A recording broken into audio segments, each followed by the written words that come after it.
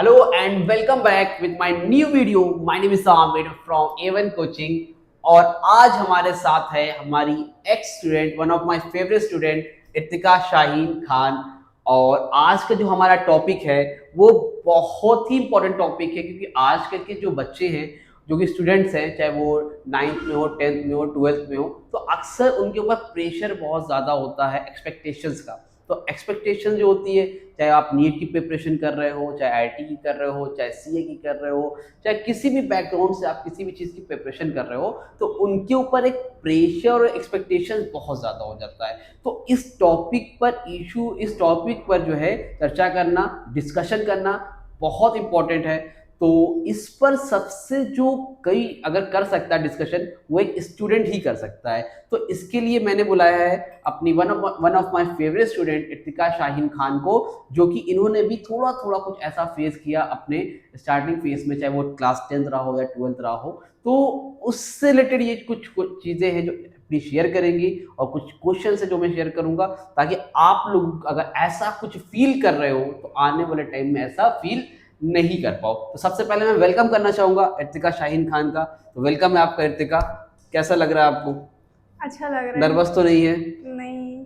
अच्छा, तो सबसे पहले तो मैं आपसे स्टार्ट करूंगा जी। और एक क्वेश्चन करना चाहूंगा कि जो है, आप ये बताएं कि जनरली, कि अगर मैं पूछूं हम्म। आज के टाइम में स्ट्रॉन्ग स्टूडेंट का मतलब आपके लिए क्या होता है? अगर सोसाइटी के हिसाब से बताएं तो स्ट्रॉन्ग स्टूडेंट सोसाइटी को लगता है कि वो है, अरे इसके 100% आए हैं, अरे इसने फर्स्ट प्राइज जीता है, इसका ये हो गया, इसका वहाँ सिलेक्शन हो गया, इसका आईआईटी में हो गया, इसके उसी। ये स्ट्रॉन्ग स्टूडेंट्स नहीं होते हैं, ये सिर्फ अचीवर्स कह ले हम इनको, या मेहनत तो वो भी करते हैं ऑब्वियसली, बट इन्हें स्ट्रॉन्ग नहीं कहते, क्योंकि मेंटली उनकी हेल्थ भी एक तरीके से गड़बड़ ही रहती है। प्रेशर रहता है, एक्सपेक्टेशंस रहती हैं बहुत लोगों की, पेरेंट्स की एक्सपेक्टेशंस रहती हैं, टीचर्स की एक्सपेक्टेशंस रहती हैं। स्ट्रॉन्ग का जो स्ट्रॉन्ग स्टूडेंट का जो जनरल मीनिंग है वो ये है कि अगर कोई स्टूडेंट या कोई इंसान अपनी लाइफ में कुछ भी अचीव कर रहा है, तो वो ये सोच कर नहीं कर रहा कि मुझे उससे बेटर करना है, मुझे इनके लिए बेटर करना है, मुझे खुद को बेटर बनाना है, मुझे ये अचीव करना है। वो अगर ये सोचकर अगर कुछ चीज अचीव कर रहा है तो वो स्ट्रांग है।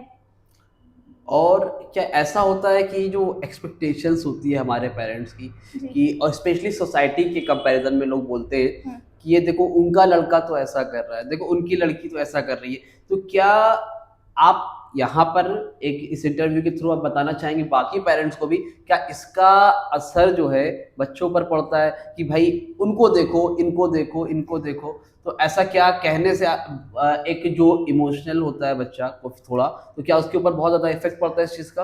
एग्जाम्पल से बताना चाहेंगे ये, अगर कोई इंसान, कोई स्टूडेंट स्पोर्ट्स में है और उसने फर्स्ट प्राइज ना लाकर सेकंड लाया है, तो उनको पेरेंट्स को ये बोलना चाहिए कि आपका सेकंड प्राइज आया, आप जीत गए, अप्रिशिएट करना चाहिए, सेलिब्रेट करना चाहिए, ना कि ये कहना चाहिए कि फर्स्ट क्यों नहीं आया। अगर आपको अपने बच्चों को डॉक्टर या इंजीनियर ऐसा किसी फील्ड में भेजना है, तो आपको प्रेशराइज नहीं करना है कि हम भी डॉक्टर थे, वो डॉक्टर की तैयारी कर रहा है, ये नहीं कहना है। अगर आपके जो बच्चे हैं, जो टीचर्स भी, अगर आपके स्टूडेंट्स जो हैं, ये ना सोच करके वो ब्राइट स्टूडेंट है इसीलिए उनको साइंस स्ट्रीम लेनी चाहिए, बल्कि ये सोचिए कि उनका इंटरेस्ट किस में है।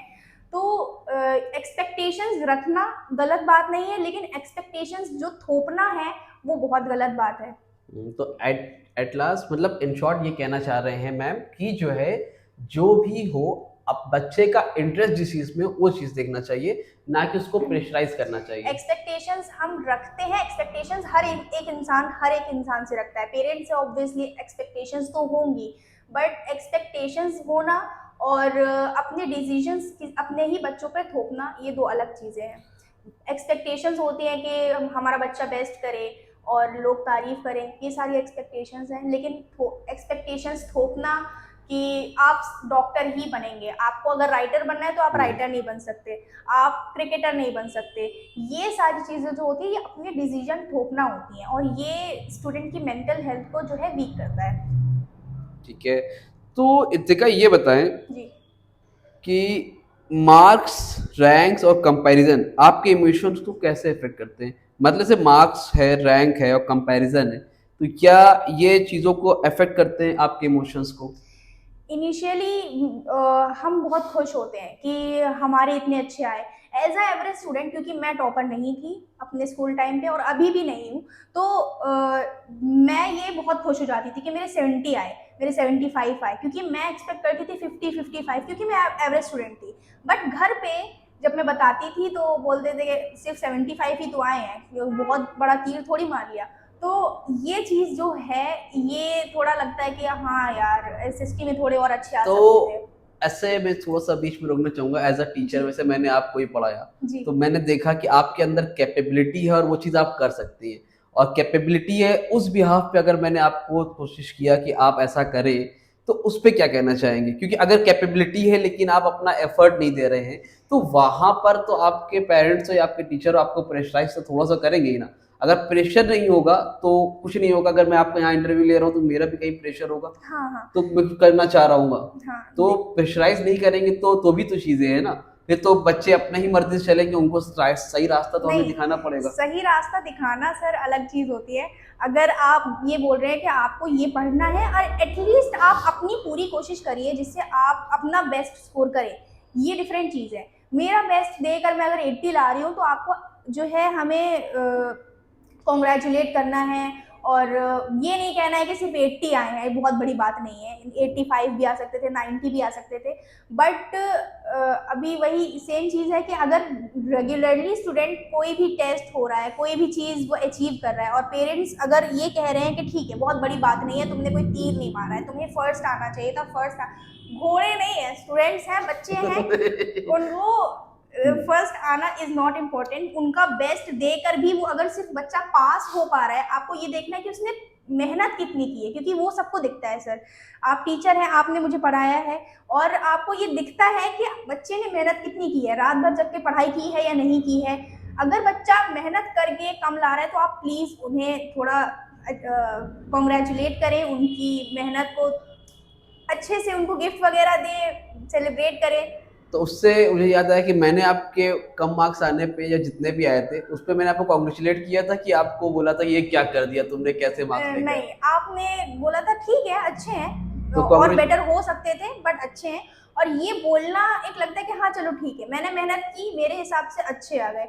क्योंकि फिर इवेंचुअली जब ये बच्चा रेगुलरली सुनने लगता है ना, तो वो सर उनके दिमाग में ये आ जाता है कि अरे छोड़ो ना, मेहनत करके वैसे भी यही सुनने मिलता है कि उनके इतने ज़्यादा है तो क्या ही मेहनत करके सुनना है, मेहनत करके भी सुनना है, ना मेहनत करके सुन लेंगे। तो बीच में मैं ये कहना चाहूँगा कि यार देखो, मार्क्स मैटर करते हैं अपने बेस्ट तो, लेकिन इतने मार्क्स लाओ कि ताकि आप कंपटीशन जो भी एग्जाम होते हैं उसमें आप अपीयर हो सको। उसके अलावा मार्क्स इतने मैटर नहीं करते हैं। स्टूडेंट्स के लिए ये ज़्यादा इम्पोर्टेंट है कि कि- आपकी जो कैपेसिटी है, आप उस कैपेसिटी में पढ़ें। आपको लगता है कि आप 90 ला सकते हैं तो आप उस हिसाब से मेहनत करें। और हो सकता हो आपने 90 सोचा हो लेकिन आपके 80 आए हों, आपको मायूस नहीं होना है। और आपने मेहनत की थी, मेहनत करके आपका जो जो भी रिजल्ट आया वो आपका जो है बताता है, बेस्ट आपने कितना बेस्ट दिया वो बताता है। तो आपको भी नहीं मायूस होना है, अपने पेरेंट्स को भी यही समझाना है कि ठीक है, मेहनत की थी। आप अगर पेरेंट्स नहीं ज़्यादा समझते तो आप अपने आप को ही कॉन्ग्रेचुलेट कर लीजिए। ठीक है, वेरी गुड। तो एक ये चीज़ है, बहुत क्वेश्चन मैं देख रहा हूँ, जी। बहुत स्पेशली गर्ल्स बॉयज़ के बीच में आता है और गर्ल्स इस बात की हमेशा कंप्लेन किया करती हैं। तो इसमें आपका क्या ओपिनियन है कि बॉयज़ और गर्ल्स के लिए स्ट्रॉन्ग रहने का प्रेशर अलग होता है?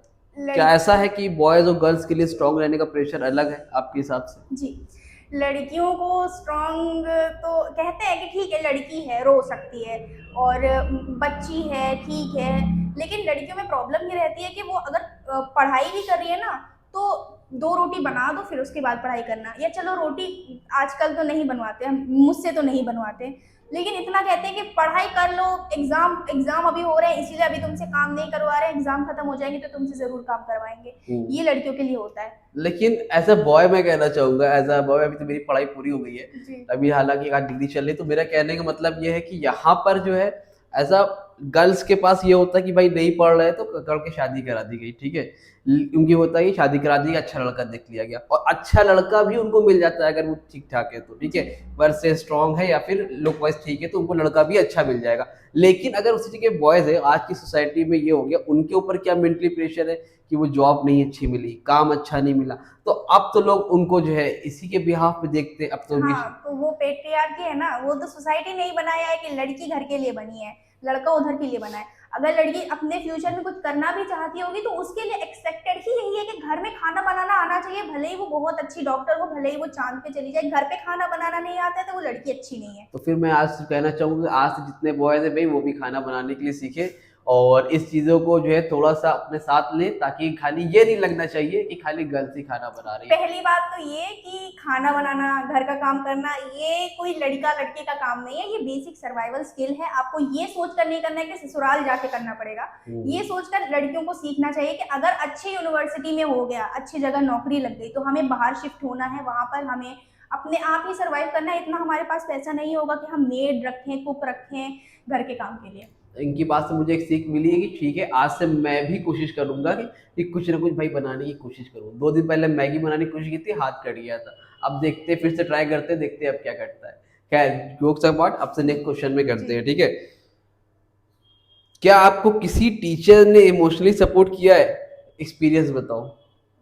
हाँ, किया है, आमिर सर ने ही किया है। तो मुझे हमेशा से लगता था ना कि जो टीचर और स्टूडेंट का जो रिलेशनशिप है ना, वो सिर्फ प्रोफेशनल होता है, ठीक है। पढ़ाई हो गई, कोचिंग आ गई या स्कूल चले गए, पढ़ाई हो गई, और ज़्यादा से ज़्यादा अगर हम कर सकते हैं किसी टीचर्स के बॉन्ड के लिए, तो हम उनका काम कंप्लीट कर लिया। स्कूल के टीचर्स ने काम कंप्लीट कर लिया, कॉपी चेक करवा ली। कोचिंग की टीचर्स में डिफरेंस ये होता है कि हम जाके डाउट पूछ लेते हैं कि सर ये हमने सॉल्व किया था, यहाँ पर ये हो गया। अब हमें आमिर सर से जब हम मिले तो बात ये हुई ना कि आमिर सर बहुत फ्रेंडली और अच्छे इंसान हैं, थैंक यू। और उनसे जब हम मिले तो वो पहले तो लगता था कि हाँ, प्रोफेशनल रिलेशनशिप जो मेरे दिमाग में था। बट जब इनसे बात हुई, इनको कुछ अपने लाइफ के एक्सपीरियंसेस बताए, जो प्रॉब्लम्स होती थी वो भी हम शेयर करते थे, और आजकल तो ये भी शेयर करते हैं। तो सिर्फ टीचर स्टूडेंट का बॉन्ड ना होकर एक फ्रेंडशिप का भी बॉन्ड अगर हमारे हमारे बीच डेवलप हो चुका है, अगर मैं कहूँ तो टीचर्स ने मुझे इमोशनली एक टाइम पे सपोर्ट किया है। और हाँ, स्कूल के टीचर्स भी सर मेरे अच्छे ही थे, जब डायरेक्टली तो नहीं बट उन्होंने इनडायरेक्टली बहुत सपोर्ट किया है। ठीक है, तो एक बहुत इंपॉर्टेंट टॉपिक यहाँ पर ये बनता है, मैं देख रहा हूँ जी। कि सोशल मीडिया, हाँ। सोशल मीडिया का आपने समझा होगा। जस्ट सपोज, थोड़ा सा मैं आउट ऑफ द कंटेंट आता हूँ कि मान लीजिए मैं बहुत लो फील कर रहा हूँ, ठीक है। तो अब मैं दुनिया को ये दिखा रहा हूँ, लेकिन वहां पे जाके मैंने स्टेटस लगाया मैं लो फील कर रहा हूँ, या फिर नहीं कर रहा हूँ तो किसी को दिखाना है, समवन को दिखाना है, सबको दिखाना है, जाके लगा दिया, एक सॉन्ग लगा दिया, भाई KGF का सॉन्ग बज रहा है। तो ये किस चीज से आप देखते हैं कि भाई आप अपने आप को रिप्रेजेंट कर रहे हो सोशल मीडिया पे जाके, तो क्या ये चीज करनी चाहिए? जैसे क्वेश्चन है, सोशल मीडिया पर सब स्ट्रांग और हैप्पी दिखाते हैं, रियलिटी कितनी अलग है, क्या ये एक्चुअल में एग्जिस्ट करता है? क्या मैं अभी यहाँ पर हूँ? अगर मैंने स्टोरी लगाई है कि मुझे इधर घूमना है, उधर घूमना है, बट मैं बैठी हूँ घर में कंबल के अंदर घुस के, और मैं आज तक उत्तर प्रदेश से बाहर नहीं गई हूँ, तो हाँ, सोशल मीडिया पे सब कुछ रियल नहीं होता है। मेरी ख्वाहिश है बाहर जाना, लेकिन पॉसिबल नहीं हो पा रहा है, पैसे नहीं है, या अभी परमिशन नहीं है, या जो भी है, अभी नहीं जा पा रहे हैं। टाइम नहीं है, अभी किसी और चीज़ों में फंसे हुए हैं। तो अगर मैं लगा रही हूँ तो ऑब्वियसली फेक ही है, बट मन की संतुष्टि के लिए लोग लगाते हैं। तो क्या दूसरों का जजमेंट आज के टाइम में इतना मैटर करने लगा है हमारी लाइफ में कि अगर हम नहीं भी तो दिखा रहे हैं हैप्पी है, तो क्या वो जब बोलते हैं लुकिंग वाओ वेरी नाइस, तो बड़ा अच्छा लगता है। हाँ हाँ, जब हम कोई फोटो लगाते हैं अपने, या स्टोरी लगाते हैं, या एडिट लगाते हैं, और कोई हमें कमेंट कर दे कि बेकार है, तुम्हें आता ही नहीं है, क्या कर रही हो, शक्ल देखी है, ये चीजें जो होती है ना, इतनी ट्रिगर कर जाती है। मैं अपना पर्सनली बताऊं, मुझे बहुत ट्रिगर करता है, मैं ब्लॉक कर देती हूँ इंसान को, क्योंकि मुझे बहुत बेकार लगता है। बट ऐसा होना नहीं चाहिए, हमें सामने वाले के चीज़ों में नहीं फर्क पड़ना चाहिए कि वो क्या बोल रहा है। उसको नहीं पसंद आई वीडियो, भाई वो स्किप कर दे, लेकिन हमें अच्छी लगी, हमने पोस्ट करी, तो हमें नहीं फर्क पड़ना चाहिए कि कोई हमारे बारे में क्या बोल रहा है, पर्सनली भी और सोशल मीडिया में भी। अच्छा, मैं ऐड ऑन करना चाहूंगा, रियलिटी एकदम अलग होती है कि आपके लाइफ में चल कुछ और रहा है, दिखा कुछ और रहा हो, सामने वालों को लग रहा है हैप्पी, तो एक्चुअल में ऐसा होता नहीं है। हाँ। राइट, ठीक है। क्या आप अपनी रियल प्रॉब्लम ऑनलाइन शेयर करने से डरती हो? रियल प्रॉब्लम ऑनलाइन शेयर करने में दिक्कत ये है कि बहुत सारे ऐसे लोग भी हमारे साथ सोशल मीडिया में ऐड रहते हैं हमारे साथ। इंस्टाग्राम पे अगर मैं एग्जांपल लूँ, मैं ऐसे ही कैमरा ऑन करके नहीं बता सकती। मोस्ट ऑफ द लोग बताते हैं, मैं इन्फ्लुएंसर नहीं हूँ तो मैं ऑन करके नहीं बता सकती कि मेरे लाइफ में ये चल रहा है। डेली ब्लॉगर्स जो होते हैं, बहुत उनके अंदर हिम्मत होती है, वो सब बताते हैं और ट्रोल भी होते हैं। जो अगर सौरभ जोशी है, उनकी अभी अभी शादी हुई है, ठीक, तो उनको बहुत लोग ट्रोल कर रहे हैं, बट उनको झेलना भी तो पड़ रहा है ना। तो मैं इतनी हिम्मत अपने अंदर नहीं ला सकती कि मैं कैमरा ऑन करके अपने बारे में बताऊं कि ये हो रहा है, वो हो रहा है। रिबेल किड के बारे में आपने सर सुना होगा। तो ऐसे लोग ट्रोल बहुत होते हैं।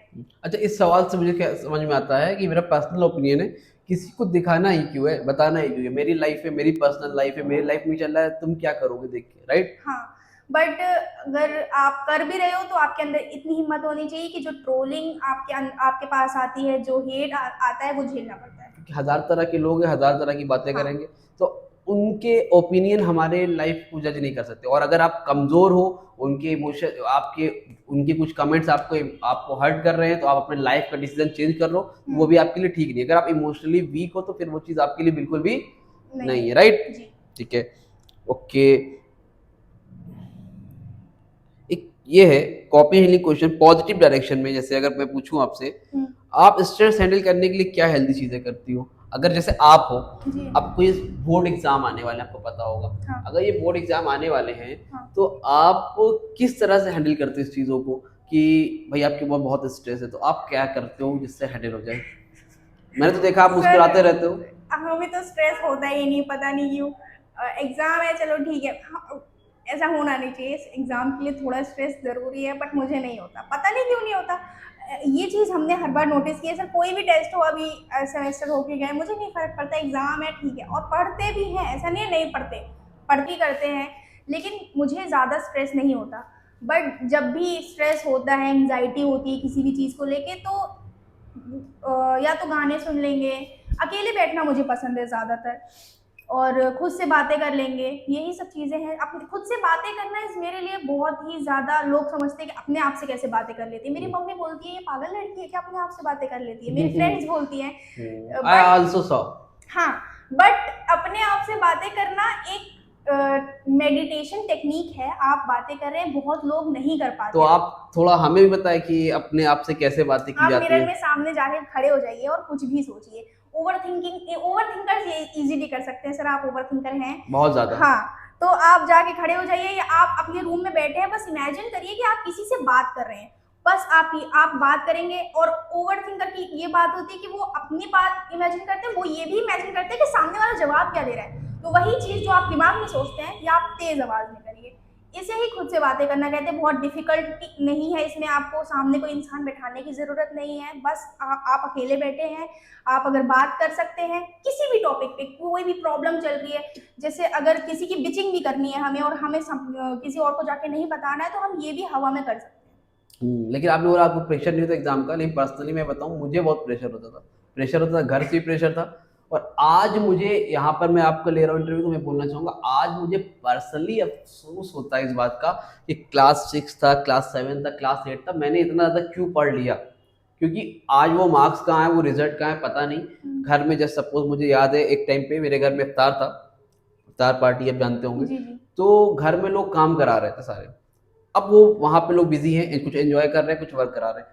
अब घर में ना टाइम हो गया, मैंने याद है कि एक पार्क में जाके, वहाँ पे एंड पाइप के पास जगह थी, लाइट जल रही थी, तो मैंने जाके वहाँ पर एक उर्दू का एसे लर्न किया। तो अब मैं सोचता हूँ यार, इतना ज़्यादा उस टाइम एक उर्दू के सब्जेक्ट पे मार्क्स लाने के लिए मैंने इतनी ज़्यादा मेहनत करी, और ऐसे कई फंक्शन से, ऐसे कई शादियाँ थी जो मैंने बेकार कर दी, ये 6, 7, 8, 9, 10 के एग्जाम के लिए। अब लेकिन मैं दूसरों को सजेस्ट जरूर करता हूँ कि भाई ऐसा हो तो प्लीज आप लोग जो है अपने लाइफ को एंजॉय करें। बोर्ड की एग्जाम देना जरूरी होता है, क्योंकि वो दोबारा हो नहीं सकता है। लेकिन अगर आप बीमार हो या कुछ ऐसी चीजें हो गई है तो अवॉइड कर दो, नॉलेज मैटर करती है, ये सारी चीजें मैटर नहीं नहीं करती है। ठीक है, आई होप कुछ चीजें क्लियर हुई होगी और जो लोग देखेंगे उनको भी थोड़ा सा इससे इफेक्ट मिलेगा। आपसे क्वेश्चन है, advice from students to students. As a student आप दूसरे स्टूडेंट्स को क्या एडवाइस देना चाहेंगे? तो उसमें कुछ क्वेश्चंस है। अगर एक लाइन में एडवाइस देनी हो, स्ट्रॉन्ग रहने का प्रेशर कैसे हैंडल करें? आपको इग्नोर करना है, जो फालतू लोग हैं उनकी बातों को बस इग्नोर करो और आपको जो अच्छा लगता है वो करो। ओके, आप टीचर से क्या एक्सपेक्ट करते हो जब आप इमोशनली वीक फील करते हो? टीचर से हम ये एक्सपेक्ट करते हैं कि अगर हमारा आज काम नहीं कंप्लीट है, आपने 4 क्वेश्चन बोले थे हमने नहीं लगाए, तो ठीक है, ऑब्वियसली टीचर है डांटेंगे, लेकिन आप समझे भी, अगर कोई स्टूडेंट अकेला बैठा है, उसको चार लोग आके घेरा बना के बुली कर रहे हैं, वैसे तो बुलिंग आजकल सर क्राइम है, बट या अगर वो अकेला बैठा है बेचारा मायूस, तो जाके बात करें क्या प्रॉब्लम है क्या नहीं है, ये बस एक्सपेक्टेशंस रहती हैं। ओके, पेरेंट्स को आज के स्टूडेंट के इमोशंस के बारे में क्या समझना चाहिए? पेरेंट्स को ये समझना चाहिए कि आपका बच्चा अकेला बैठा है, आपसे आके बात क्यों नहीं करता, आप आते हैं वो अपना फोन क्यों छुपा लेता है, ये नहीं कि उसका कहीं चक्कर चल रहा होगा इसलिए इसीलिए छुपाता होगा, शायद वो उसको मालूम होगा कि आप वो जो देख रहा है फोन में या कुछ भी कर रहा है, आप शक ही करने वाले हो। वो कॉल उठाता नहीं है आपके सामने किसी की, क्योंकि शायद उनको मालूम है कि आप ट्रस्ट नहीं करेंगे, या उसको कुछ और करना होगा सर लाइफ में। आप भी जानते हैं कि मोस्ट ऑफ द स्टूडेंट्स को नहीं पसंद होता है पढ़ाई लिखाई करना, तो आप अगर अपनी यंग एज से 9-10 के स्टूडेंट्स, ज़्यादातर 9-10 के 11-12 के स्टूडेंट्स को कहीं और इंटरेस्ट होता है, बी इट सिंगर और ऑथर और एनीथिंग एल्स, नहीं बता पाते अपने पेरेंट्स को, क्योंकि उनको मालूम है कि जवाब एक ही आएगा, पढ़ाई लिखाई करो, ये सब फालतू चीज़ें हैं। ओके, ठीक है, तो एक रैपिड फायर राउंड लेते हैं एज आपसे, और बताएंगे आपको खाली 1 वर्ड 1 लाइन आंसर देना है। ठीक है, स्ट्रॉन्ग रहना, प्रेशर या पावर? स्ट्रॉन्ग रहना, मेरे हिसाब से तो प्रेशर ही है। स्ट्रॉन्ग रहना प्रेशर है। ओके, एग्जाम्स, स्ट्रेस और मोटिवेशन? स्ट्रेस। फेलियर, फियर या फीडबैक? फीडबैक। राइट, फीडबैक मेरे लिए। अगर आप फेलियर हो गए, अगर आप अकाउंट्स के एग्जाम में फेल हो गए, तो वो आपको ये नहीं बताता कि आप फेलियर हैं, वो आपको ये बताता है कि आपने मेहनत नहीं की, अगली बार करेंगे तो पास हो सकते हैं। और अगर आप ऐसे भी कहीं फेल हो गए, तो वहां पे भी आपको फीडबैक देता है कि हर लोग ऐसे नहीं होते, बाकी लोग भी अच्छे हो सकते हैं। ये सिर्फ एग्जाम्पल था, आप लाइफ में भी कहीं भी फेल हुए तो जरूरी नहीं है कि वो आप एज अ फेलियर लें। ठीक है, लोग बोलेंगे कि फेल हो गया, फेल, पास होना, टॉप करना is just a matter of life, fail हर इंसान होता है। क्राइम, वीकनेस या relief? Relief. Right, also. Parents expectation, support या stress? Stress.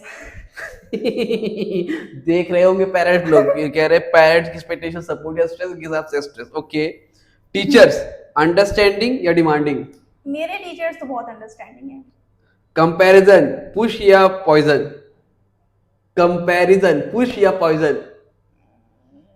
Poison. Marks, number या self worth? Self worth. Break लेना, लेजी या नेसेसरी?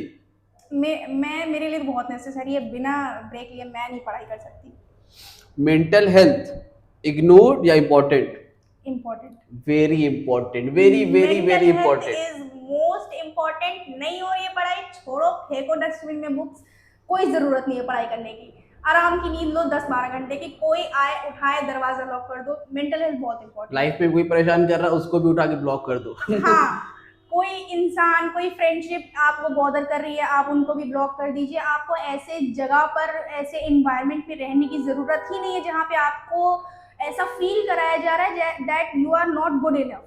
आपको अगर कहीं भी किसी भी फ्रेंडशिप में, या किसी फ्रेंडशिप ही नहीं, कहीं भी रिश्तेदारों में भी अगर आपको ऐसा फील कराया जा रहा है that you are not good enough, तो आप उनसे कट ऑफ कर दो। भले ही मम्मी बोलेंगी कि अरे रिश्तेदार हैं, क्या हो गया, ज़रूरी होता है, मम्मी को निभाने दो, आप मत निभाओ, कोई ज़रूरत नहीं है। वो आके ना आपको पैसे दे रहे हैं और आप मर जाओगे, आके बिरयानी खा के चले जाएंगे।